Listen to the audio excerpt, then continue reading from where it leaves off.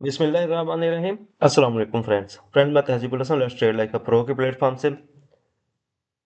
Friends, ये video 29 जनवरी 2025 Wednesday के लिए है। इस वीडियो में हम एनालिसिस करेंगे gold, crude oil, euro USD और बीटीसी का। एनालिसिस स्टार्ट करने से पहले फंडामेंटल न्यूज़ देख लेते हैं। फॉरेक्स फैक्ट्री पे अगर देखें, बुध वाले दिन वेंसडे को सुबह 5:30 बजे ऑस्ट्रेलियन डॉलर का सीपीआई डेटा है। चाइना में बैंक हॉलीडे रहेगी, एक वीक ये बैंक हॉलीडे इनकी चलेगी, स्प्रिंग फेस्टिवल है। जापानीज येन का कंज्यूमर कॉन्फिडेंस का लो इम्पैक्ट डेटा है। यूरो के रिलेटेड 3-4 लो इम्पैक्ट न्यूज़ हैं।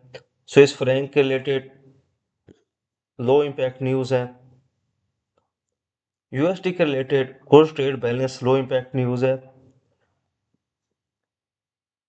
British pound, bank of England का गवर्नर बेली की स्पीच है। बैंक ऑफ कनाडा की मॉनेटरी पॉलिसी रिपोर्ट है। वो इंटरेस्ट रेट कट करने जा रहे हैं कल 25 बेसिक पॉइंट। और क्रूड ऑयल इन्वेंट्रीज का डेटा रहेगा रात 8:30 बजे। और रात मिडनाइट 12 बजे एफओएमसी मीटिंग मिनट्स होंगे। एफओएमसी मीटिंग रहेगी। फेड्स फंड रेट का डेटा जिसमें इंटरेस्ट रेट, यूएस डॉलर के रिलेटेड इंटरेस्ट रेट मेंटेन रखने की फोरकास्ट है, मतलब इंटरेस्ट रेट न कम करेंगे ना बढ़ाएंगे।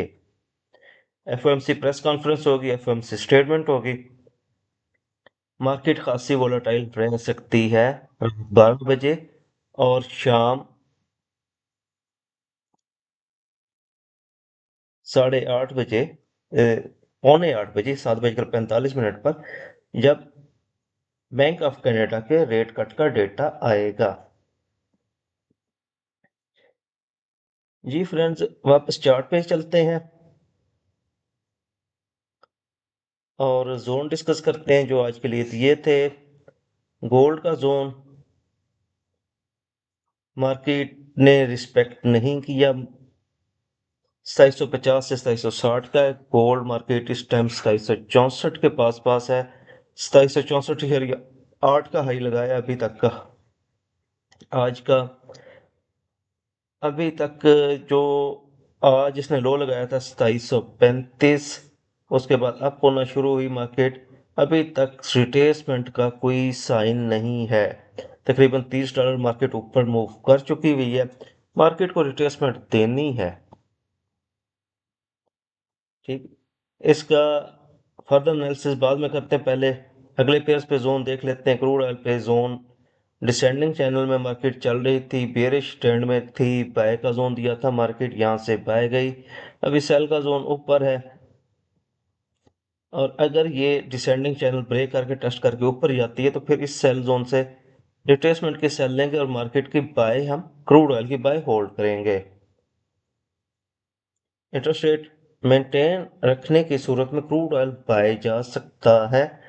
और गोल्ड मिक्स बिहेवियर देगा। और जिस पोजीशन पे है मार्केट को भी रिट्रेसमेंट देनी चाहिए, गोल्ड में भी रिट्रेसमेंट के बाद फिर अप जाना चाहिए।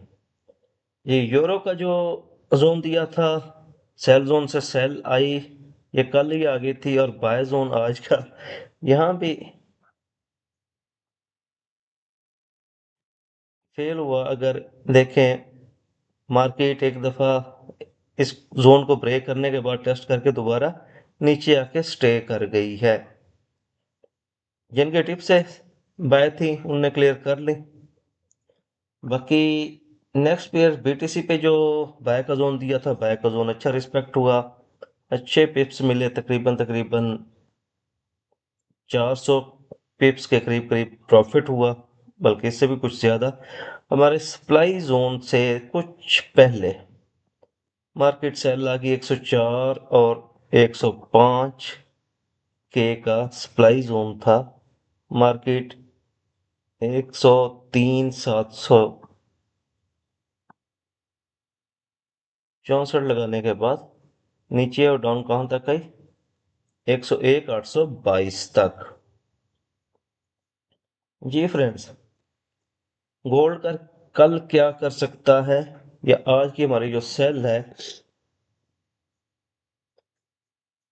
उस पे क्या गोल्ड कर सकता है? रिट्रेसमेंट प्रीवियस डे की ये 80% से भी के करीब करीब कर चुका हुआ है, प्लस तो नहीं हुई 80% से। अभी अगर हम H1 में देखें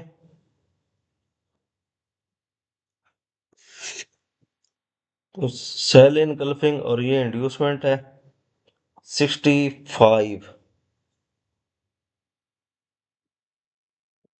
यहाँ पे 2765.115 ये इंड्यूसमेंट है, और इस इनगल्फिंग का टॉप 71.5 या 71.8, और M15 के टाइम फ्रेम में देखें तो ये इंड्यूसमेंट 69 पे है। मतलब इस एरिया से सेलिंग आ सकती है। अभी मार्केट यहाँ पे डोजी कैंडल तो दे रही है, लेकिन इस टाइम मार्केट में वैसे भी वॉल्यूम नहीं होता। जिस टाइम मैं वीडियो रिकॉर्ड कर रहा हूँ रात के 12:45 बजने वाले हैं, तो इन कैंडल्स को हम कोई रिजेक्शन कैंडल कंसीडर नहीं कर सकते। ऑल्दो कि यहाँ से रिट्रेसमेंट के लिए मार्केट नीचे आना चाहे तो इसको आना चाहिए एटलीस्ट $15 नीचे आना चाहिए, मतलब 50 तक आ जाना चाहिए। हाँ, अगर मार्केट ऊपर चली जाती है और हमारा नेक्स्ट सेल जोन जो है, जो कि अभी बन रहा है, वो 65 से लेके 70 के करीब करीब बन रहा है। 65 और 70 से मार्केट को नीचे आना चाहिए। जी, अगर इक्विटी है तो इसको होल्ड रखें, अदरवाइज 70 तक वेट करना चाहिए। 70 से ही इस एरिया से मार्केट को, इवन के 65 लगाने के बाद भी मार्केट को नीचे आना चाहिए रिट्रेसमेंट देने, और रिट्रेसमेंट दे के उसके बाद अप की तरफ जाना चाहिए। हाँ, बाइंग जोन कहाँ से होगा?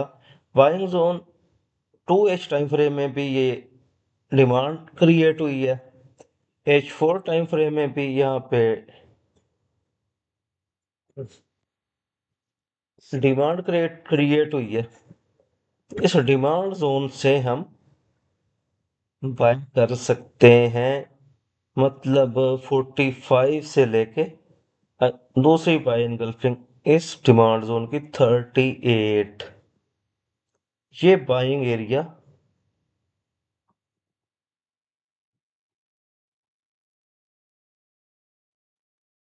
बन रहा।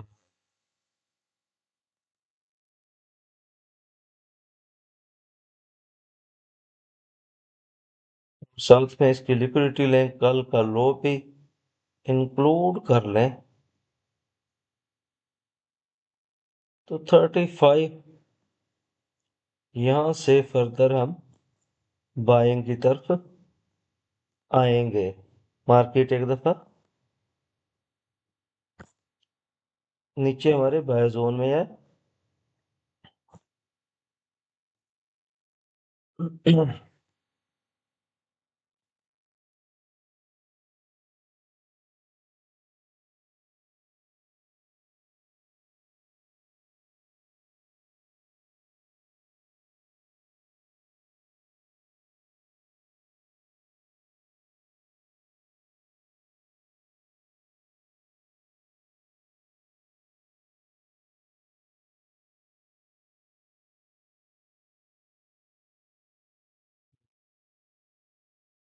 2735 से 2745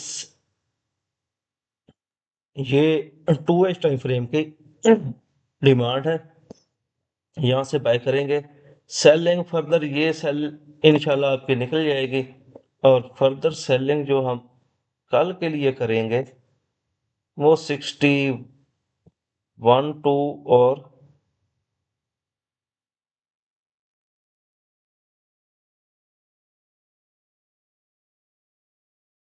64 इस एरिया से सेलिंग करेंगे।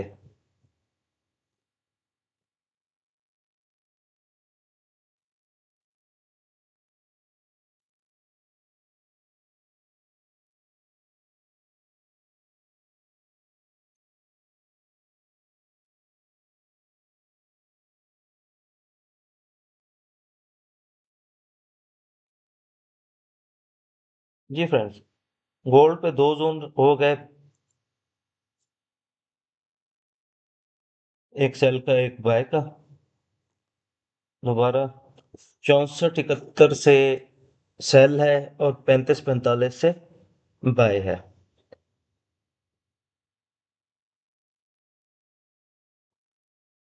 जी फ्रेंड्स, नेक्स्ट पेयर हमारा क्रूड ऑयल पे 4 टाइम फ्रेम में आते हैं। ऑल्दो H2 टाइम फ्रेम में भी सेम डिसेंडिंग चैनल नजर आ रहा है।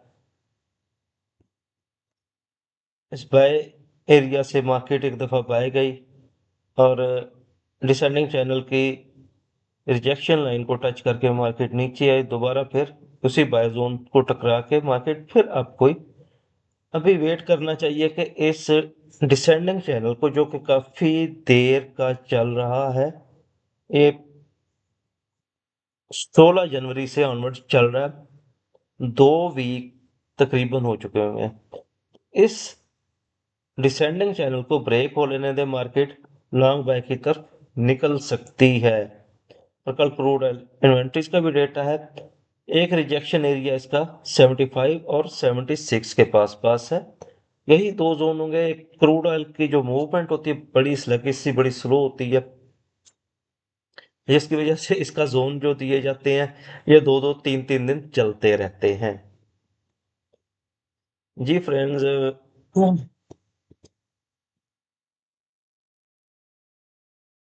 नेक्स्ट पेयर हमारा यूरो यूएसडी।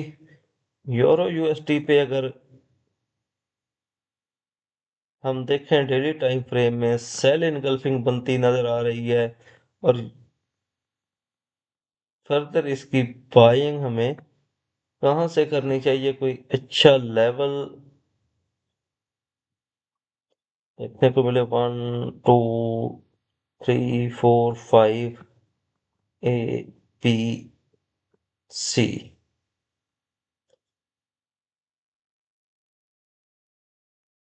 जी,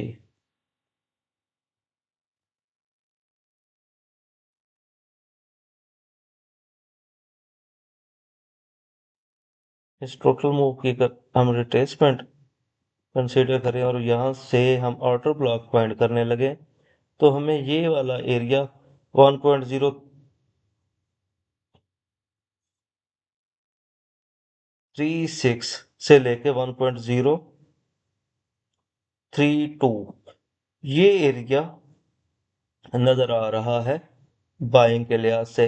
ये वाला जोन फेल हो गया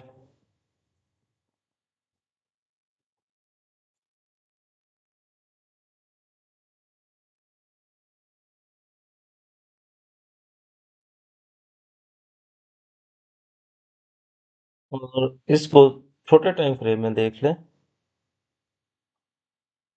2x time frame medium time frame है, कोई इतना छोटा भी नहीं है। यहाँ पे रिड्यूसमेंट, ऑर्डर ब्लॉक और यहाँ पे ऑर्डर ब्लॉक।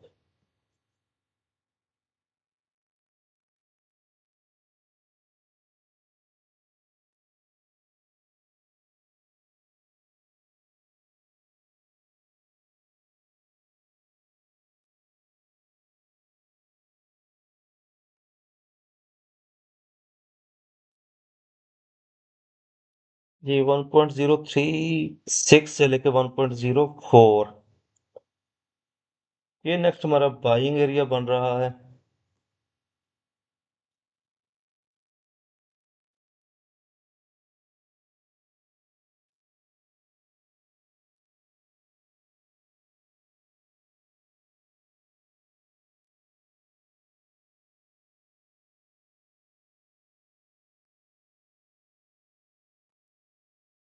इस एरिया से हम फर्दर इसको बाय करेंगे। जी फ्रेंड्स, नेक्स्ट पेयर हमारा बीटीसी। बीटीसी अभी सप्लाई जोन में नहीं गया, बाय जोन से बाय गया। अभी इस सप्लाई जोन को प्रॉपर इसने टैप नहीं किया। अभी अगर देखा जाए तो इसको हम इस H4 की सप्लाई से सेल करने की ट्राई करेंगे। और ऊपर अगर हम देखें, इसने जो ATH अपना पहले इसका 107-8 होता था इसने पीछे, और फिर इसने 109-10 का ATH नया लगाया था। तो ऊपर से अगर इसको 4H टाइम फ्रेम में देखें, इसका प्राइस सेक्शन हमें क्या बता रहा है।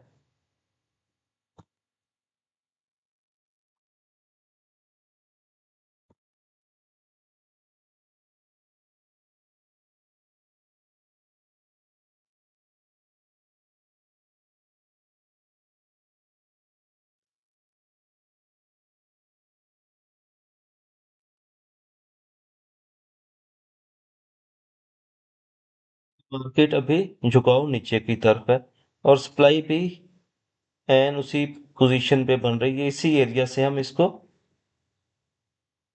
सेल करने की कोशिश करेंगे। फर्दर बाइंग इस एरिया से करनी चाहिए या नहीं? मेरे ख्याल में हमें फर्दर बाइंग 101 के राउंड करनी चाहिए। ठीक, ऑर्डर ब्लॉक के अगेंस्ट।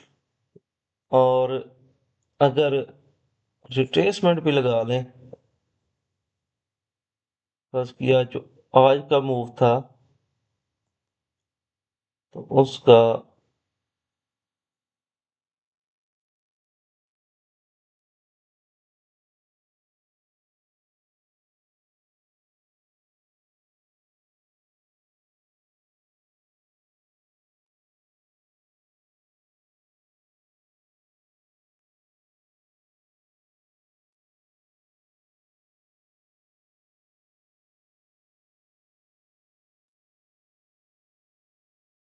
99,900 से लेके 1,01,200 300, ये इसका रिस्की बाय एरिया है। सेफ बाय एरिया जो पहले दिया था वही था। तो यहाँ से आप एक ट्राई ले सकते हैं, अगर छोटे टाइम फ्रेम में M15 में यहाँ पे आके आपको सेल की बाय की रीजन मिले, तो यहाँ से हम बाय कर सकते हैं।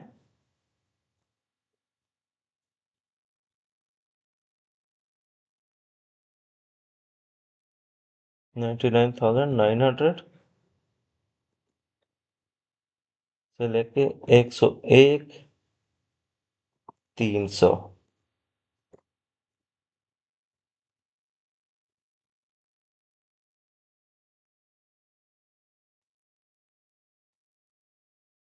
ये थोड़ी सी रिस्की बाय, नीचे कोई बाय एरिया और मुझे कोई नजर नहीं आ रहा। ऊपर सप्लाई से अगर आई तो इसको सेल होल्ड करेंगे, बाय होल्ड नहीं करेंगे। बाय से ऑलरेडी हमने बड़ा प्रॉफिट ले लिया।